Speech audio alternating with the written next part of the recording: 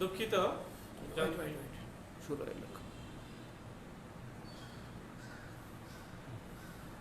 দুঃখিত যান্ত্রিক ত্রুটি বৈদ্যুতিক সমস্যার জন্য ক্লাসটা ইন্টারাপ্ট হয়ে যায়, তাই আমি আবার নতুন করে ক্লাসটা শুরু করছি। তো কিছু দূর আলোচনা হয়েছে, তোমরা হয়তো সেই ক্লাসটুকু কন্টিনিউ করতে পেরেছো। মাঝখানে একটু সমস্যা হয়ে যাওয়ায় নেটের প্রবলেমের জন্য ক্লাসটা বিচ্ছিন্ন হয়ে যায়, তাই আমি আবার নতুন করে শুরু করছি। যেটুকু আলোচনা হয়েছে তারপর থেকে আবার আলোচনা স্টার্ট করছি।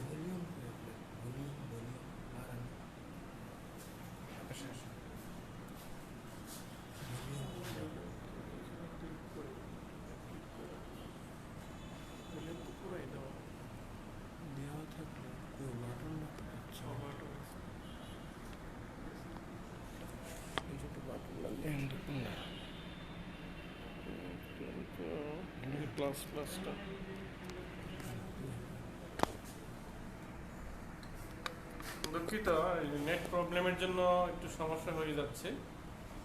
তো যে পর্যন্ত আলোচনা হয়েছে তারপর থেকে আমি আলোচনাটা আবার স্টার্ট করছি। যেহেতু মাঝখানে ক্লাসটা একটু ইন্টারাপ্ট হয়ে গেছিল, তাই আমি আবার শুরুর থেকেই যাচ্ছি। সেটা হচ্ছে যে প্রথমেই আমরা যে সিলেবাস, অর্থাৎ আমরা মিড টার্মের যে সিলেবাসটা আছে সেই সম্পর্কে একটু ধারণা দিচ্ছি তোমাদের। সেটা হচ্ছে যে মিড টার্মে আমরা 6ষ্ঠ অধ্যায় পর্যন্ত আলোচনা করব, পারলে আরো 1-2 অধ্যায় আলোচনা করে নিব, কারণ মিডের পরে হয়তো আমরা সময়টা অনেক কম পাই। সেটা হচ্ছে যে প্রথম অধ্যায় হচ্ছে হিসাব বিজ্ঞান এবং হিসাব রক্ষণ। এ সম্পর্কে কিছু ধারণা আছে, কিছু থিওরি আছে, সেই বিষয়গুলো আলোচনা করব। আর দ্বিতীয় অধ্যায় হচ্ছে লেনদেন, ট্রানজেকশন, কিভাবে লেনদেন হয় সেই বিষয়গুলো আলোচনা করব। আর তৃতীয় অধ্যায় হচ্ছে হিসাব লিখন পদ্ধতি। আর চতুর্থ অধ্যায় হচ্ছে হিসাবের শ্রেণী বিভাগ, হিসাবের শ্রেণী বিভাগ আলোচনা করবো চতুর্থ অধ্যায় থেকে।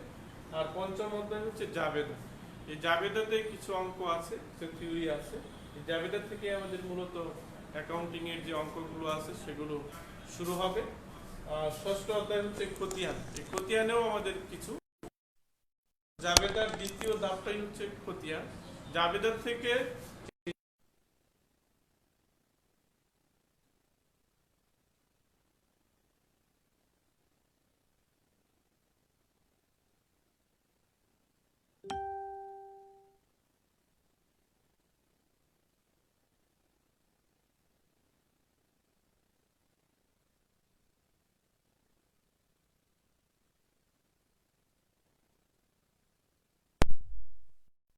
হচ্ছে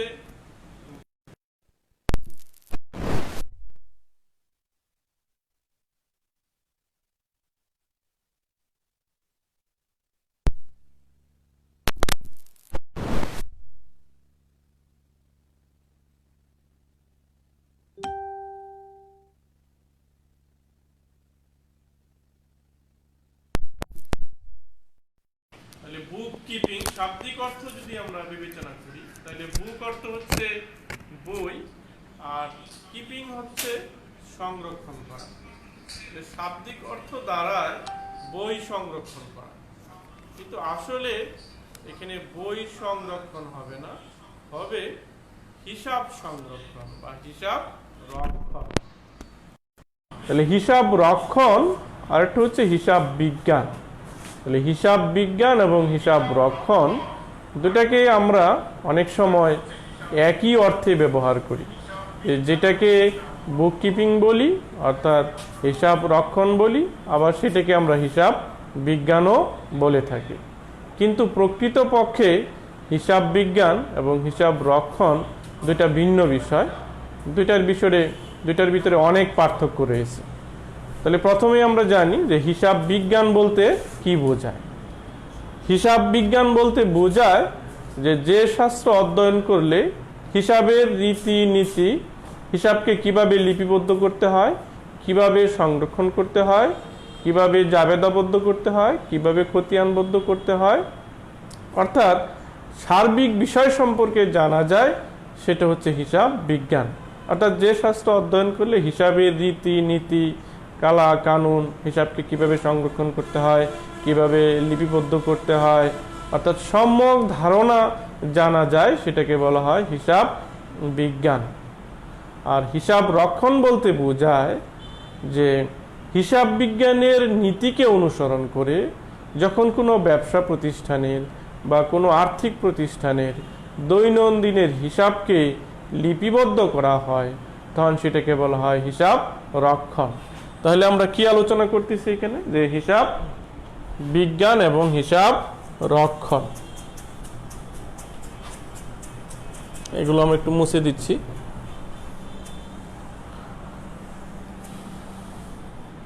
প্রথমে হচ্ছে হিসাব বিজ্ঞান,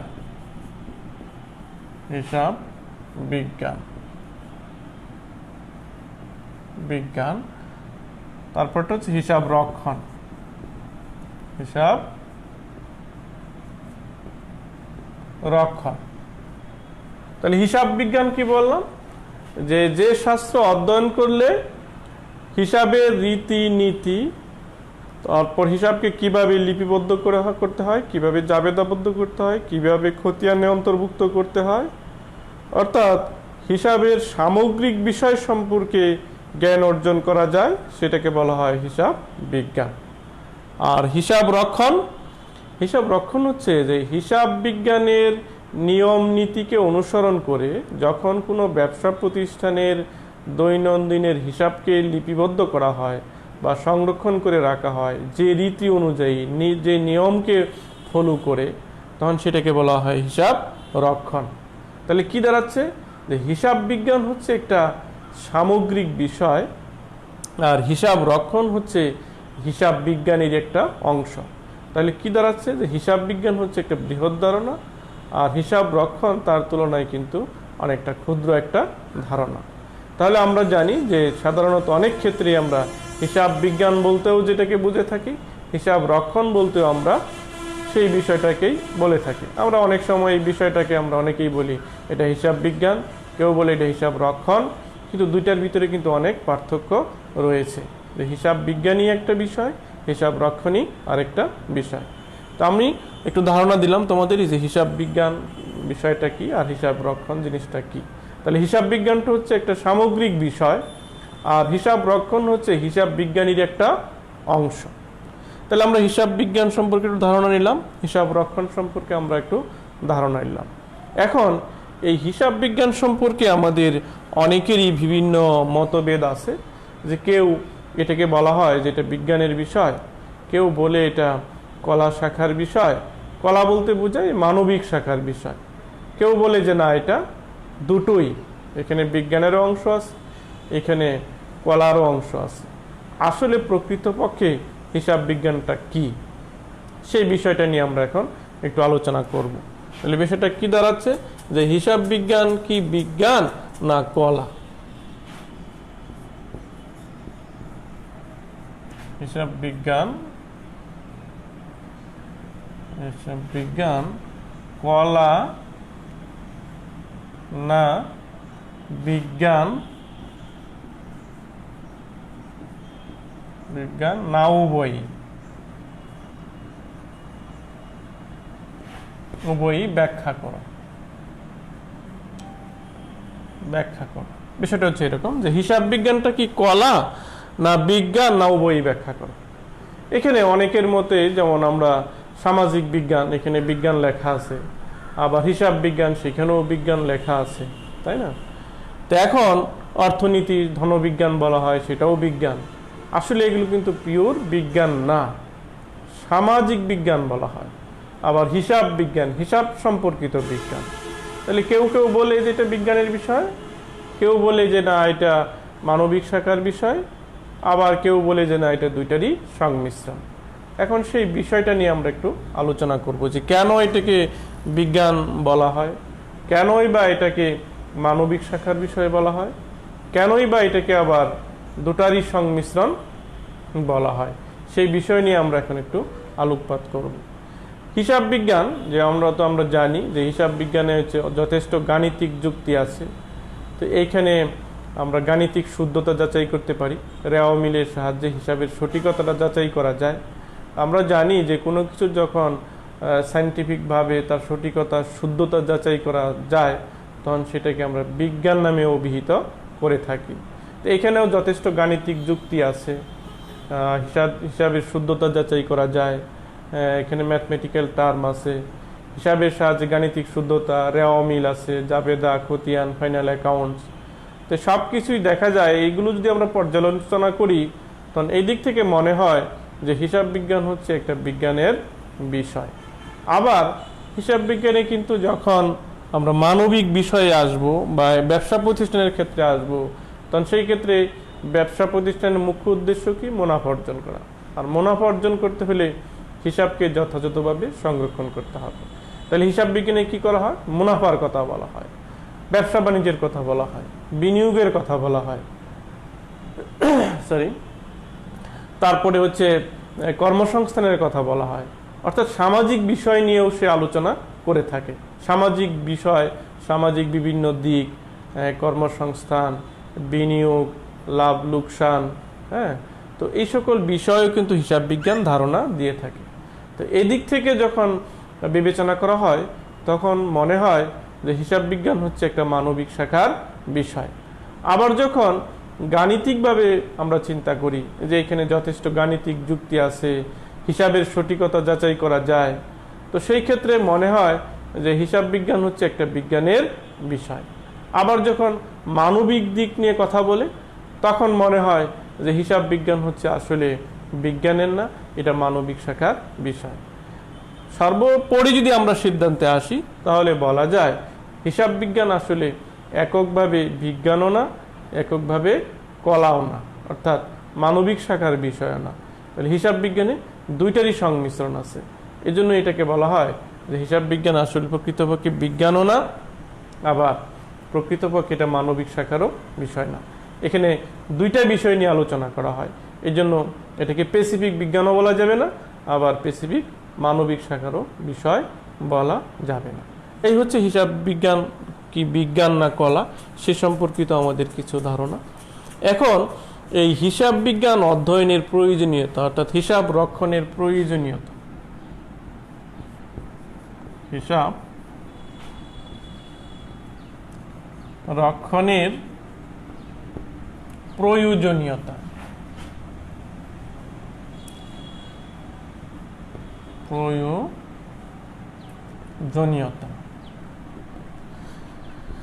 হিসাব রক্ষণটা আমরা কেন পড়ব, যে কোনো সাবজেক্টই আমরা কেন পড়ব সেই প্রশ্নটা চলে আসে। তাহলে হিসাব বিজ্ঞানটা আমরা কেন পড়ব? আমরা যারা ডিপ্লোমার ছাত্র তারা আসলে আমরা ইঞ্জিনিয়ারিং বিষয় নিয়ে পড়ব, কিন্তু হিসাবটা আমরা কেন পড়ব? আমরা জানি যে আমাদের দৈনন্দিন জীবনে আমরা যে যে পেশায় জড়িত থাকি না কেন সবারই কিন্তু বিভিন্ন হিসাব করতে হয়, হিসাবের মধ্য দিয়ে আমাদের দিন পার করতে হয়, আমরা যে যে পেশার সাথে জড়িত থাকি না কেন। যার জন্য হিসাব সম্পর্কে যদি আমাদের ভালো ধারণা থাকে তাহলে আমরা যে কোনো পেশাতেই সফল হতে পারবো। তাহলে এই হিসাব রক্ষণটা আমরা কেন পড়ব? প্রথমে যদি আমরা বলি যে ব্যবসা বাণিজ্যের মুখ্য উদ্দেশ্য কি? ব্যবসা বাণিজ্যের মুখ্য উদ্দেশ্য হচ্ছে মুনাফা অর্জন করা। তাহলে মুনাফা যদি আমরা অর্জন করতে চাই তাহলে হিসাবকে যথাযথভাবে সংরক্ষণ করতে হবে। তাহলে এক নম্বর কারণটাই হচ্ছে যে লাভ লোকসান নিরূপণ। লাভ লোকসান নিরূপণ, লাভ লোকসান নিরূপণ। তাহলে ব্যবসা বাণিজ্যের মুখ্য উদ্দেশ্য কি? মুনাফা অর্জন করা।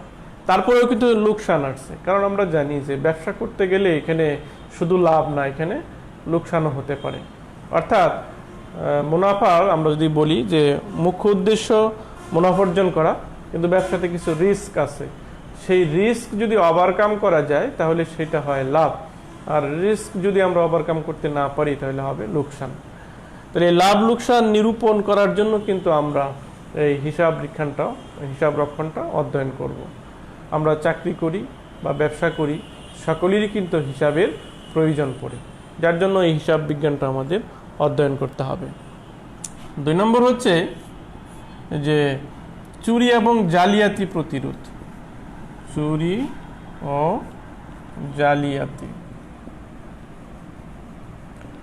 জালিয়াতি প্রতিরোধ।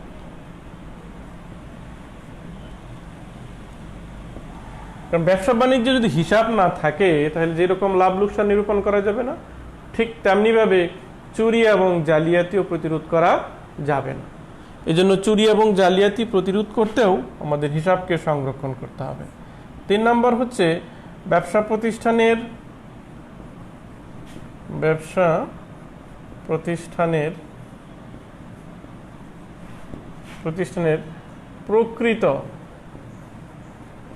প্রকৃত আর্থিক অবস্থা নিরূপণ করা।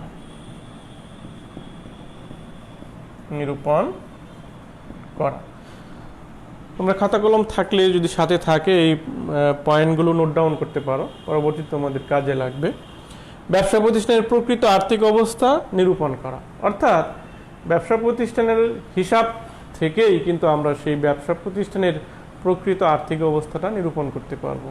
ব্যবসা প্রতিষ্ঠানের বাহিরের চাকচিক্য দেখে মন্তব্য করা যাবে না যে এই প্রতিষ্ঠানটা ভালো বা এই প্রতিষ্ঠানটা খারাপ।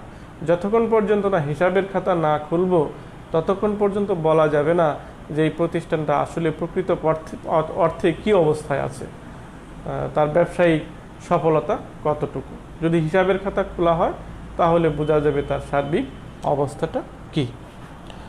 4 নম্বর বলতে পারি আমরা তুলনামূলক পর্যালোচনা। তুলনামূলক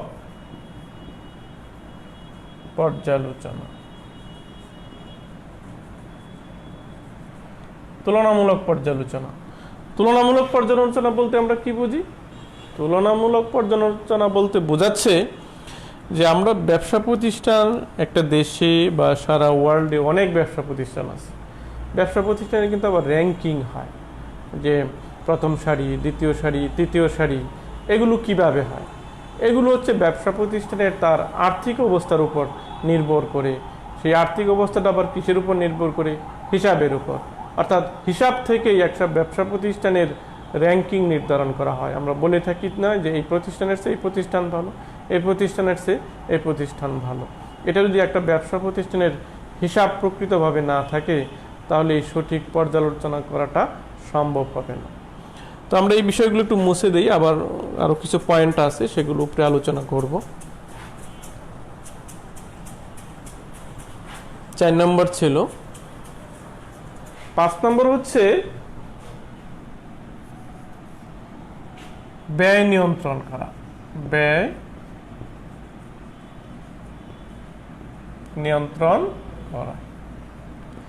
নিয়ন্ত্রণ করা বলতে বোঝায় যে একটা ব্যবসা প্রতিষ্ঠানের আমরা জানি যে দ্রব্য উৎপাদন করতে হলে তার কিছু খরচ হয়। খরচের আবার কিছু ক্লাসিফিকেশন আছে, ভাগ আছে। একটা হচ্ছে উৎপাদনশীল খাতে ব্যয়, আর একটা হচ্ছে অনুৎপাদনশীল খাতে ব্যয়। উৎপাদনশীল খাতের ব্যয় বলতে বোঝায় যে ব্যয়টা সরাসরি উৎপাদনের সাথে সম্পৃক্ত, সেটাকে বলা হয় উৎপাদনশীল ব্যয়। যেমন কাঁচামাল ক্রয়, শ্রমিকের মজুরি ইত্যাদি খরচ। আর একটা হচ্ছে অনুৎপাদনশীল ব্যয়। অনুৎপাদনশীল ব্যয় হচ্ছে যেটা উৎপাদনের সাথে সরাসরি জড়িত না, সেটা বিক্রয়ের সাথে জড়িত, কিন্তু সেটা উৎপাদন ব্যয়, সেটা হচ্ছে অনুৎপাদনশীল উৎপাদন ব্যয়। তাহলে অনুৎপাদনশীল উৎপাদন ব্যয় কোনগুলো? যেমন দ্রব্যকে বাজারে বিক্রি করতে হলে বিজ্ঞাপন দিতে হয়, তার সুন্দর প্যাকেজিং করতে হয়, এই সকল খরচকে বলা হয় অনুৎপাদনশীল ব্যয়। তাহলে অনেক সময় দেখা যায় যে উৎপাদনশীল ব্যয়ের তুলনায় অনুৎপাদনশীল ব্যয় বেড়ে যায় দ্রব্যের বিক্রিকে বৃদ্ধি করার জন্য। যখন উৎপাদনশীল ব্যয়ের তুলনায় অনুৎপাদনশীল ব্যয় বেড়ে যায় তখন অনেক ক্ষেত্রেই দ্রব্যের গুণগত মানটা কমে যায়, যা হিসাবের খাতার থেকেই নিয়ন্ত্রণ করা যায়। হিসাবের খাতা থেকে যদি দেখা যায় যে সরাসরি উৎপাদিত দ্রব্যের উৎপাদন খরচ যদি অনুৎপাদনশীল খরচ বেশি হয় তাহলে সেই ক্ষেত্রে দ্রব্যের গুণগত মানটা নষ্ট হয়ে যেতে পারে। তাহলে সেই ক্ষেত্রে ব্যয়টাকে নিয়ন্ত্রণ করা সম্ভব যদি যথাযথভাবে হিসাবটা সংরক্ষণ করা থাকে। আর যদি যথাযথভাবে হিসাবকে সংরক্ষণ করা না যায় তাহলে ব্যয়টাকে নিয়ন্ত্রণ করা যায় না। অনেক সময় বেশি হয়ে যেতে পারে, অনেক সময় কম হয়ে যেতে পারে। তারপরে আরেকটা হচ্ছে যে কর নির্ধারণ, কর নির্ধারণ।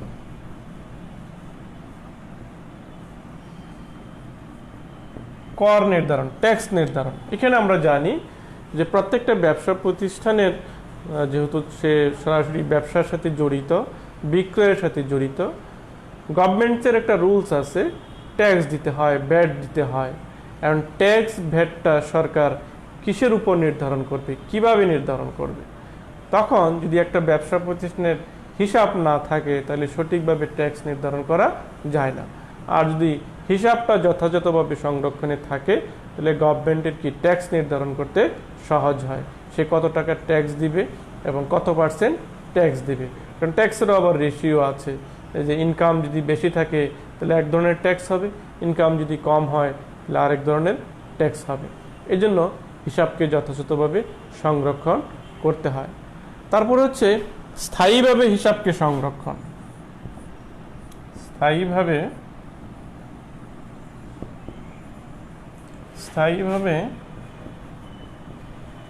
হিসাব সংরক্ষণ। আমরা জানি যে একটা ব্যবসা প্রতিষ্ঠান যখন শুরু হয় সেটা এই 5 বছর 10 বছরের জন্য না, সেটা লং টাইমের জন্য একটা ব্যবসা প্রতিষ্ঠান শুরু হয়। তাহলে এই হিসাবকে যদি যথাযথভাবে সংরক্ষণ করা যায় তাহলে এই দীর্ঘদিন এই হিসাবকে সংরক্ষণ করা সম্ভব। আমরা যদি একটা ব্যবসা প্রতিষ্ঠানের 5 বছর 10 বছর 20 বছরের আগের হিসাবকে তল্লাশি করতে চাই বা অডিট করতে চাই, যদি এই নিয়মে হিসাব বিজ্ঞানের রীতি অনুযায়ী হিসাবকে সংরক্ষণ করা হয় তাহলে যে কোনো সময়ের যে কোনো অর্থ বছরের হিসাবকে আমরা দেখতে পারি, পর্যালোচনা করতে পারি। এটা হচ্ছে হিসাব বিজ্ঞানের আরেকটা সুবিধা। আরেকটা হচ্ছে যে হিসাবের গাণিতিক শুদ্ধতা যাচাই। হিসাবের গাণিতিক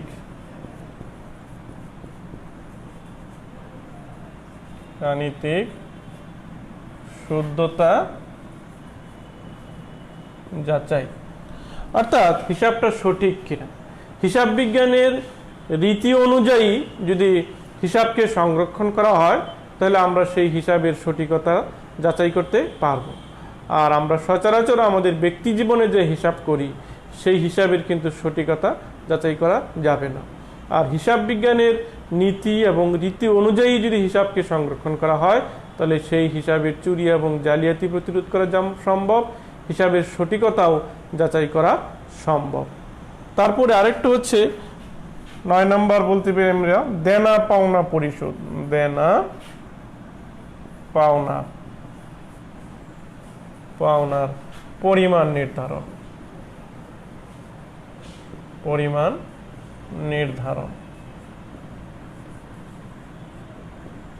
দেনা পাওনার পরিমাণ নির্ধারণ। আমরা জানি যে ব্যবসা প্রতিষ্ঠানে যদি আমরা ব্যবসা করতে যাই তাহলে সেই ব্যবসার কিছু দেনা থাকে, আবার কিছু পাওনাদার থাকে।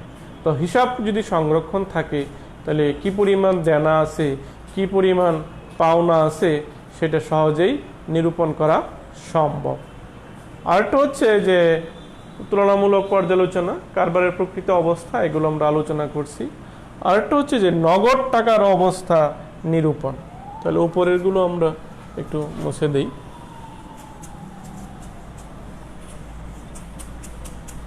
তোমরা এগুলো একটু নোট ডাউন করে নিও খাতায়। নগদ 9 নাম্বার, এটা নগদ টাকার পরিমাণ নির্ধারণ। নগদ টাকার পরিমাণ নির্ধারণ। আমরা জানি যে ব্যবসা করতে গেলে ব্যবসার কিছু নগদ লেনদেন হয়, কিছু বাকিতে লেনদেন হয়। তো যদি ব্যবসার হিসাবটা যথাযথভাবে থাকে হিসাব বিজ্ঞানের নীতি অনুযায়ী এবং রীতি অনুযায়ী, তাহলে কি পরিমাণ নগদ টাকা আছে ব্যবসার, কি পরিমাণ বাকি আছে, সবগুলোই জানা সম্ভব। অর্থাৎ ব্যবসার নগদ টাকার পরিমাণটা নির্ধারণ করা যায় সহজেই, যে ব্যবসাতে কি পরিমাণ নগদ মূলধন আছে বা নগদ টাকা আছে। তারপরে হচ্ছে আমরা জানি যে আর্থিক অবস্থা মোটামুটি আমাদের এই বিষয়গুলো চলে আসছে, যে হিসাব বিজ্ঞান অধ্যয়নের যে রক্ষণের কি প্রয়োজনীয়তা আছে বা কি গুরুত্ব আছে, কি উদ্দেশ্য আছে, মোটামুটি এই বিষয়গুলোই আমাদের চলে আসে। আর দু একটা পয়েন্ট আছে আমাদের, কিন্তু ম্যাক্সিমামই আমাদের চলে আসছে যে হিসাব বিজ্ঞান আমরা কেন অধ্যয়ন করব, এটার প্রয়োজনীয়তাটা কি হিসাব রক্ষণের। এই হচ্ছে আমাদের মোটামুটি হিসাব রক্ষণের উদ্দেশ্যটা, গুরুত্ব বা প্রয়োজনীয়তা। বিভিন্ন নামেই অনেক সময় পরীক্ষায় থাকে, যে হিসাব রক্ষণের উদ্দেশ্য, গুরুত্ব বা প্রয়োজনীয়তা। উদ্দেশ্যও থাকতে পারে, গুরুত্বও থাকতে পারে, প্রয়োজনীয়তাও থাকতে পারে। তাহলে আমরা এই অধ্যায় থেকে কী শিখলাম? প্রথমে আমরা আলোচনা করছি যে হিসাব রক্ষণ বলতে কি বোঝায়, হিসাব বিজ্ঞান বলতে কি বোঝায়, হিসাব বিজ্ঞান এবং হিসাব রক্ষণের মধ্যে পার্থক্য। এটা ইম্পর্টেন্ট প্রশ্ন, অনেক সময় পরীক্ষাতে আসে যে হিসাব বিজ্ঞান বলতে কি বোঝায় বা হিসাব রক্ষণ বলতে কি বোঝায় এবং এই দুইটার ভিতরে কি পার্থক্য রয়েছে। ইম্পর্টেন্ট একটা প্রশ্ন। পরবর্তীতে আমরা আলোচনা করছি যে হিসাব বিজ্ঞানটা কি কলা না বিজ্ঞান না উভয়ই, ব্যাখ্যা করো। এটাও একটা গুরুত্বপূর্ণ বিষয়, টপিকস, অনেক সময়ই থাকে এটা, তোমরা ভালো করে এটা শিখে নেবে যে হিসাব বিজ্ঞান বলতে কি বোঝায়, হিসাব বিজ্ঞান কি কলা না বিজ্ঞান না উভয়ই, ব্যাখ্যা করো। এটা আমরা ইতিমধ্যে আলোচনা করেছি, তোমরা এটা বাসায় একটু ভালো করে দেখে নেবে। আর আরেকটা বিষয় আলোচনা করেছি আমরা, যে হিসাব বিজ্ঞান অধ্যয়নের প্রয়োজন, রক্ষণের প্রয়োজনীয়তা বা গুরুত্ব বা এর উদ্দেশ্য, যে হিসাব রক্ষণটা আমরা কেন অধ্যয়ন করব, কেন এটা আমরা আলোচনা করতেছি, আর প্রয়োজনীয়তাটা কি। আমরা যেহেতু ডিপ্লোমার ছাত্র বা আমরা ইঞ্জিনিয়ার হব, তো সেই ক্ষেত্রে আমরা কেন হিসাবটা করব। তো আমরা আগে আলোচনা করেছি যে আমরা যে যে বিষয় নিয়েই পড়াশোনা করি না কেন, যে যাই হই না কেন, ইঞ্জিনিয়ার হই, ডাক্তার হই, আর প্রফেসর হই, আর যাই হই, সবারই কিন্তু হিসাবটা প্রয়োজন। তো হিসাবটা যদি আমাদের জানা থাকে, আমি যদি একজন উদ্যোক্তা হই, আমি যদি একজন চাকরিজীবী হই, তাহলে আমার সেই হিসাবটা বুঝতে এবং প্রতিষ্ঠানটা পরিচালনা করতে আমার জন্য অনেক ক্ষেত্রেই সহজ হবে এবং আমি সহজেই বিষয়গুলো ধরতে পারবো যে ব্যবসা প্রতিষ্ঠানের মুখ্য উদ্দেশ্য হচ্ছে কি, মুনাফা অর্জন করা। আর এই বিষয় সম্পর্কে যদি আমার ধারণা থাকে, তাহলে ব্যবসা প্রতিষ্ঠানের হিসাবের সঠিকতা আমি যাচাই করতে পারবো, ব্যবসা প্রতিষ্ঠানে কি চুরি জালিয়াতি হচ্ছে কিনা সেই বিষয়গুলো আমি পর্যালোচনা করতে পারবো। তাহলে বাস্তব জীবনে আমাদের এই হিসাব রক্ষণের প্রয়োজনীয়তা আছে কিন্তু অনেক, এই জন্য হিসাব বিজ্ঞানটা আমাদেরকে অধ্যয়ন করতে হবে। তাহলে প্রথম অধ্যায়ে আমাদের মোটামুটি এই বিষয়গুলোই ছিল। তো আগামী ক্লাসে আমরা পরবর্তী যে অধ্যায়টা আছে লেনদেন, সেই লেনদেন নিয়ে আলোচনা করব। আজকে যে বিষয়গুলো আলোচনা হয়েছে, তোমাদের যদি বই থাকে বাসায় বই খুলে সেই পর্যালোচনাগুলো একটু বইয়ের সাথে মিলিয়ে নেবে এবং পাশাপাশি তোমরা সেই বিষয়গুলো নিজেদের আয়ত্তে নিয়ে আসবে। পরবর্তীতে আমরা আরেকটা বিষয় নিয়ে আলোচনা করব, সেই পরবর্তী বিষয়টা হচ্ছে দ্বিতীয় অধ্যায়ের লেনদেন। লেনদেন নিয়ে আমরা আগামী ক্লাসে আলোচনা করব।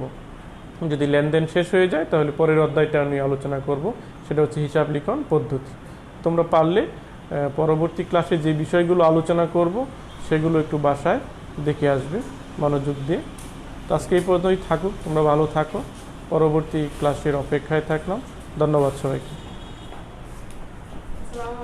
ওয়ালাইকুম আসসালাম।